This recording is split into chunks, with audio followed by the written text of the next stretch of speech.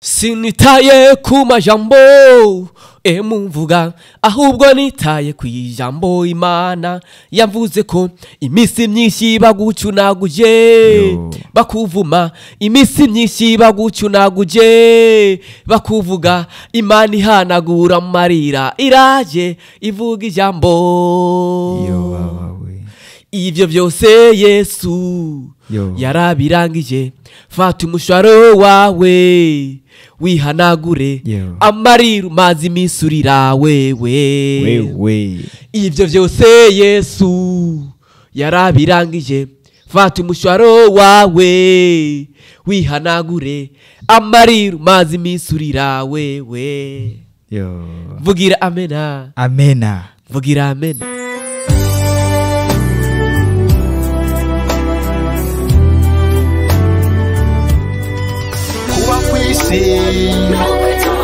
Kuba kwisi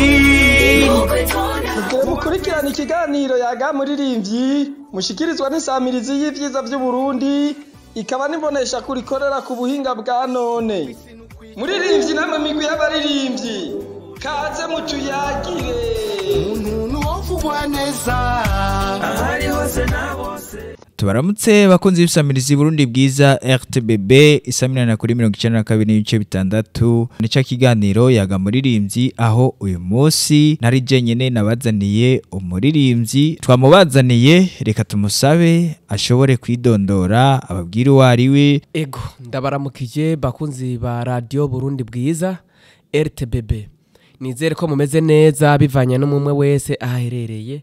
Ego reka ndamutse abari hanze y'igihugu mu mahanga mu mpande zine z'isi bose muri ko muradukurikirana, nizere ko mumeze neza aho muri hose. Ego ku mazina nitwa Samuel Niyonshemeza, sanzwe ndumuririmbyi ndirimba indirimbo mpimbaza Imana ku giti cyanje. Ego ndumurundi mbangaha mu Burundi neza na neza muri Bujumbura, ubu reka tuyite ni muri Bujumbura. Ego aho hiyo gatoya mu ntara ya Bubanza, aho neza na neza bita ku Muzinda.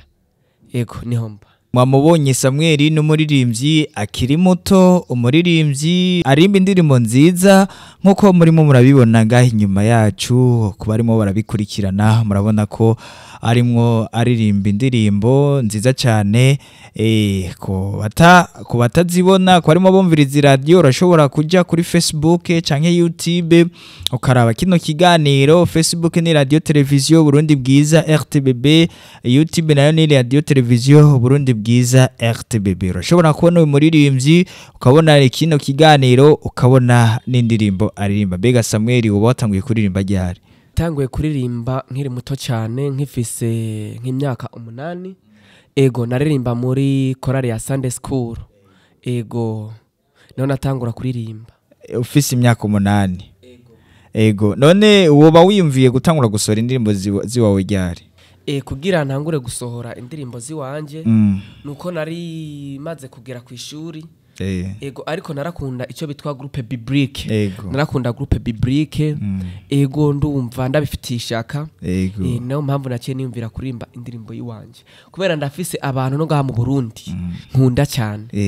Ego batwitangiye imbere nigiyeko nakurikiranyeko kandi abakunda cyane. Woba ufise indirimbo imwe ko tubwiye ko watanguye kuririmba indirimbo imwe, ufise indirimbo imwe canke izo ndirimbo zirarenga? Ko tubwiye ko watanguye kuririmba mu 2020 ubu tukaba turi mu 2025. Bega waririmbye indirimbo imwe gusa canke hariho n'izindi? Oya si indirimbo imwe. Oya iyo niyo nahereyeko, ariko kugeza ubu ndafise indirimbo 9 11 nivyo. 9 11 kubera hariho zibiri zama projet zikiri muri studio. Ego zitarasohoka. Bega iyo ndirimbo ya mbere watanguye kuririmba yari yavuga gute? Iyo ndirimbo ya mbere natanguye kuririmba bayitwa Isezerano. Ego none iyo Isezerano hoba hariho ibintu hoba warasezeranye muri ico gihe kugira ngo ushobore kuririmba iyo ndirimbo? hoba hariho umuntu wari warahaye isezerano canke bimeze gute ko tumenyereye abaririmbyi benshi iyo bakompoza indirimbo biba ari ibintu baba baraciyemo canke agasezeranira Imana kavuga ati jewe reka ndirimba isezerano hoba uko wabikuye kuki kugira ngo ushobore kuturirimbira isezerano kugira ndirimbe isezerano si kubera ivyo oya ahubwo hari umurongo muri Bibiliya wafashije Yohana 14 ku murongo wa mbere haravuga ati Yesu n'inzira n'ukuri n'ubugingo nawe ushika kwa data nawe ushika kwa data ntamujanye sawa rero iryo jambo ryaramfasha cyane ndi muri Sunday school naho mpamvu nake ndirimba isezerano kubera ayo majambo ari muri Yohana 14 ku murongo wa mbere niyo majambo ari muri yo ndirimbo isezerano. Mbega indirimbo mazi gukora zifite amasanamu n'izinga? Ndamaze gukora indirimbo zibiri, hariho iyo bitwa inkuru nziza. Inkuru nziza. Inkuru nziza, inkuru ya Dawidi na Goliath. Ego. Nayifitiye amasanamu. N'iyindi bitwa mvugira amena. Amvugira amena. Mvugira amena. Iyo ndirimbo ndayifise amasanamu. Ego, iyo ndirimbo mvugira amena abenshi barayizi. Ariko ntibari bwabona umuntu yayiririmbye. Mvugira amen. Abenshi barayumva ariko ntibari. Uyu munsi rero murumva ko twabazaniye umuririmbyi akomeye cyane. Mahora mwumva indirimbo mvugira amen bacishirize ko gato kugira ngo bumve ko ari washowe kuyiririmba. Sinitaye ku majambo mvuga ahubwo nitaye ku ijambo Imana yavuze ko imisi myinshi bagucunaguje bakuvuma, imisi myinshi bagucunaguje bakuvuga, Imana ihanagura amarira iraje ivuga ijambo. Ivyo byose Yesu yarabirangije, fata umushwaro wawe wihanagure amarira mazi misurira wewe. Ivyo byose Yesu yarabirangije, fata umushwaro wawe wihanagure amarira mazi misurira wewe. Vugira amena. Amena. Vugira amen. Mwamwumvise n'umuririmbyi AR. Kuba arimo baradukurikirana kuri Facebook na YouTube, murimo murabibona neza ko uyu muririmbyi ari umuririmbyi atabyorosha, ari umuririmbyi agezweho mwa kino gihe. Ndibaza murimo murabibona. Mbega kuva utanguye gusohora izo ndirimbo zijya ku mashusho, umaze kujya mu biteramo bingahe bagutumiye? Kuva ntanguye gukora indirimbo z'amashusho narizewe buke narashoboye kwizerwa n'abakozi b'Imana. Ego ibikorane maze kujyamo n'ukuri sino bivuga nta byanditse. Gusa namaze kujya mu bitari bike. Mbega wewe umaze igitaramo ciwawe kuri izo ndirimbo tumva ko bugeze ku 11? Ego narigeze gukora, reka novuga ati ni lancement officiel. Iyi ndirimbo bitwa mvugira amen. Mvugira amen. Narakoze lancement officiel kweri. Ego mbega nubwahe butumwa urimo uravuga muri izi ndirimbo uri mutanga? Ubutumwa ni bwishi cyane kubera mu ndirimbo 11 ni indirimbo zose mu kuzandika nisunze Bibiliya. Ego nisunze Bibiliya mu kuzandika. Ego kandi ubutumwa buriyo bumeze neza. Buriyo bumeze neza. Nibakomeze kumviriza. Bagira subscribe, s'abonner na commentaire. Kubajije Samwe. Urumuririmbyi ugezeho mwa kino gihe. Mu majambo watubwiye ko mu kuririmba hariho umuririmbyi wavuga ati je nshaka kuba nka Roza Muhando canke nshaka nkuba nka Dudu canke Forte. Mbega nuwahe muririmbyi rero washatse kugira ngo jewe nshaka kuririmba nka naka, nshaka kuririmba nka naka? Ikintu cyose kiba ku mugambi w'Imana. Nakuze nkunda Theogene mu Rwanda. Ego kandi Imana yarabikoze, twaricaranye na Theogene. Ego ariko mu Burundi nakuze nkunda Denilson. N'uwundi bitwa Isayi, n'uwundi bitwa Prote turakingiwe. Nakuze ndabakunda cyane. No bitwa Rivera nakuze ndabumviriza ndaba ukuntu babigenza. Ego uvuga ati nanje ntegezo kuba nkabo. None kubera iki ubu nk'abantu barimo barakuraba barashobora kwibaza mbega none iyo muririmbyi kumenga aracyari muto, ufite nk'imyaka ingahe? Nta myaka myinshi mfise. oya gusa ndafise imyaka 22. ufise imyaka 22. Ego. Watanguye kuririmba ufise imyaka ingahe? Natanguye mfise 8 muri Sunday school, natanguye mfise imyaka 8. Indirimbo ziwawe Ku ndirimbo ziwanje noba natanguye mfise mu myaka 19. Imyaka 19. Murumva ko Samuel yashoboye kuririmba afise imyaka 19. Yatanguye kuririmba akiri muto. Yari umuririmbyi akiri muto cyane. Murumva haro rero abandi bantu usanga banka kuririmba ngo baracari bato ngo barindie ngo baze bakure. Mbega Samuel ndakubajije kino kibazo mbega mu kuririmba kwawe ndakubajije urimo urumuririmbyi kandi urimo uraririmba urimo uririmba indirimbo nyinshi. Mbega urimo uririmba kugira bibe nk'umwuga canke urimo uraririmba kugira ngo bigufashe gusa wewe wiryohere? Hari abaririmbyi benshi usanga baririmba kugira ngo biryohere. Wewe urimo uririmba gute? Ego jewe ukuntu ndiko ndaririmba ntanga message. Yego. Ntanga ubutumwa. Kubera sindiko ndirimba ngo niryohere. Kubera nta musi numwe ngenda muri studio. Ngo ndirimbe ku buntu. Yego. Ndatanga amahera. Kandi cyo womenya cyo nimba maze gukora ibiteramo nibikorane nitaba kuriya na kuriya. Nta muntu numwe arigera avuga ati Samuel yaje kuririmba reka dupatane ampa amahera. Oya. Ndiko ndatanga message. Kuko ibikorwa dukora nibyo bizoduherekeza. Yego. Kandi fise n'ijambo rindemesha ko no mwijuru tuzobandanya turirimba. Yego. Haleluya. Amen. No mwijuru tuzobandanya turirimba. Yego. Ndiko ndatanga message kubera akakanya tuvugana. Hari umuntu yoba hadafise Biblia. Yego. Kandi disiri bariho. Umuntu badafise Biblia ariko arashobora gutora radio agaca yumviriza indirimbo yanje.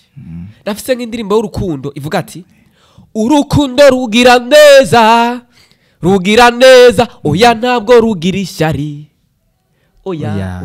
Ntirukora ibiteye isoni, ntirurondera ibyago, ntigwiyumvira ikibi ku bantu, gwihanganira byose. Yego cyane. Ariko ndababazwa n'iki gihe tugezemwo urukundo rwarabuze mu bantu. Muragendana murasengana agufitiye ishyari murasangira. Haleluya. Amen. Iyo message ego ugasangira mukoze ku mutima. Ego atiri warasoma Bibiliya. Nugushikana message kandi dushaka hano mu Burundi gusa. Oya. No hanze y'ibihugu. Bimenyekane. Ego. Watubwiye ko washoboye kwicarana no muririmbyi Theogene. Mbega muba mwicaranye ngaha mu Burundi canke wamusanze hariya mu Rwanda? Oya twicaranye ngaha mu Burundi. Afise igiteramo umunsi nanje bari banyumviriye ko barashobora kugutumira. Ucuja kwicarana na wa muntu wifuza ko. Amena. Karakomeye. Twari cyane. Murumva abantu muri muradukurikirana ntagire umuntu azihebura. Ni washaka gukora ikintu gikore. Rero iyo umuntu agize umuhigo wo kuririmba shiramwo ingufu. Nimba hari benshi biyumvira kuririmba ariko ugasanga muri ico gihe ntibabishizemo ingufu. Hariho umuntu yigeze kutubwira ko afise indirimbo 74 mu kaye. Mbega afise indirimbo zingahe mu kaye? Yo kumenga wo afise ziki. Wafise 74 mugabo amaze gusohora indirimbo imwe gusa. Uwa ni ziki? Ni nyinshi je naranditse ndasubira ndandika. None ndatora imwe kandi n'ubu nguma nandika. Yego. None se ndakubajije wewe ni wewe wifasha mu byikora canke hari abantu bagufasha? Ndifasha ngira n'amasengesho iwawe n'amasengesho y'abadukurikirana kuko ndazi abariko baradukurikirana harimo abanzi abakozi b'Imana abapaseri abaprofete badusengera bigatuma dushobora kuko nitwo kwishobozwa. Urumva wewe ubeshejwe n'amasengesho mu mufuko ntibakorayo ngo bagufashe ukuri biragoye. None usabi kubabwira iki abo bantu kugira ngo izo ndirimbo nyinshi wanditse ushobore kuziririmba zose kugira ngo abantu bajoyege? Kuko turavye aya mashusho kuntu ameze ni ibintu byiza cyane. icyo no basaba cya mbere umfashe uwahora asenga rimwe asengera rimwe niyongere kirindi kabe kabiri hama imana nayo ishishikare duhezagira yego kandi ndizera ko bizogenda neza cyane. Ikindi n'ubufasha bwo mu mufuko erega tuba tubukeneye kubera urumva byose bikorwa n'amafaranga. Ufise uburyo wofasha nukuri nta kibazo wegereye uno mu journalist azobikora byose kandi ndazi bizogenda neza cyane. Ikindi kintu nosaba vraiment muze mudushigikira ku mbuga dukoresha nko kuri YouTube je nitwa Samuel Niyonshemeza. Wanditse Samuel Niyonshemeza kuri YouTube ucubibona cyangwa ukandika mvugira Amen by Samuel ucubibona. Nibyo navyo tuba tubikeneye kugira bwa butumwa dutanga bushike kure. Ugize partage hari utarabubona na wacabubona. Kandi ukadutera intege muri commentaire ukatubwira ati courage cyangwa ati akabyagenze kubera natwe turi abantu ntitwoshobora byose rega biragoye. Mudufashe mudukebure mudukosore aho bitagenda neza. Bega Samuel wowe ufise impano yo kuzoririmba imiziki nayo kugira ngo babantu bakunda imiziki nabo baryoherwe nk'indirimbo z'urukundo cyangwa uzoguma urimba iz'Imana gusa? Vraiment imiziki sindimwo nturimwo sindimwo no kuguma wiririmbira iz'Imana gusa wibere mu mana twa turimbo turukundo wapi ni repetition yo mwijuru turi muri repetition y'ijuru turi muri repetition y'ijuru. Tugushimire kuba wemeye kumva ubutumire bwacu hanyuma nitwagutumira uzosubira kutwitaba ahubwo naho wombwira ati kuwa mbere nzoze kuwa kabiri kuwa gatatu kuwa kane erega namwe turabakunda. Ego nakaye kajambo reka nyuma ushobora kubwira abanywanyi bawe cyangwa abantu bamwe badukurikirana bomve ati Samuel icyambere nobwira abakunzi banje nukuri muri abantu bazima muri abantu banje ego nimwe mutuma mbuwo ndiwe ubu. Icyo no basaba rero manze murabe RTBB radio television Burundi bwiza mumaze mugire partage mugire sabone mugire subscribe mugire commentaire abantu bose biwanje nabi basaba ikiganiro kimanze kigere kure cyane kandi muri abantu banje muri abantu bazima cyeshimira n'abapasteri mudukurikirana abaprofeti bapasteri bakozi b'Imana abarinje turi indirimbo mpimbaza Imana nimwe mutubwira abantu nimwe mutubwira abo dushaka kuba ze mudutumira mu bikora turirimbe dutange message ndabyisa je ndi Samuel ndabyisabire basi ze sikumahera ze mudutumira message kuko ndotanga message muri eglise hari wizokora ku mutima ampeza gire none bibaho asagara ampeza reka tuce twongera bishimire n'abandi bose abakunzi bisamiriza RTBB radio na televiziyo Burundi bwiza ndabashimire cyane muri abanyamugisha. Dushimire n'abandi muri ko muradukurikirana mwese yo muherereye abari hanze y'igihugu n'abandi ngahanyere mu Burundi tubashimire cyane imwe bivuye ku mutima kandi mushishikare gukurikirana ibiganiro by'ino samiriza. Tubashimire abakunzi b'isamiriza Burundi bwiza RTBB marimo muradukurikirana mumvise ko twabazaniye umutumire umuririmbyi aririmba neza cyane akunda ijambo ry'Imana akunda gusenga ntituguma mu miziki gusa oya n'amagospel indirimbo z'Imana turazizana kugira ngo abaririmbyi mumvirize agahogo kabo. Rero nawe nimba ushaka ko indirimbo zawe zishika kure cyangwa izicanga kunsamirizi Burundi bwiza RTBB turagwaye ikaze kugira ngo ushobore kuza izo ndirimbo zawe dushobore kuza turazikuvugiriza kugira ngo nawe zishobore gushika kure. Utibagiwe ngaha mu kigo cha radio televiziyo Burundi bwiza turafise ishuri ry'umuziki turafise n'ikigo cha sport. Karibu ibyo byose birahari. Ushaka kugira sport karibu, ushaka kwiga muzike karibu, ushaka kuzana izo ndirimbo mu radio karibu. Rero tutibagiye kubasaba kugira ngo mugire sabone subscribe kuri Facebook na YouTube kugira ngo ibikorwa by'abaririmbyi bibashe gushika kure ndetse hirya no hino. Rero turabashimiye mukomeze kugira ibihe byiza n'isamirizi ndetse n'abari kuri YouTube na Facebook mugira ibihe byiza. Ciao.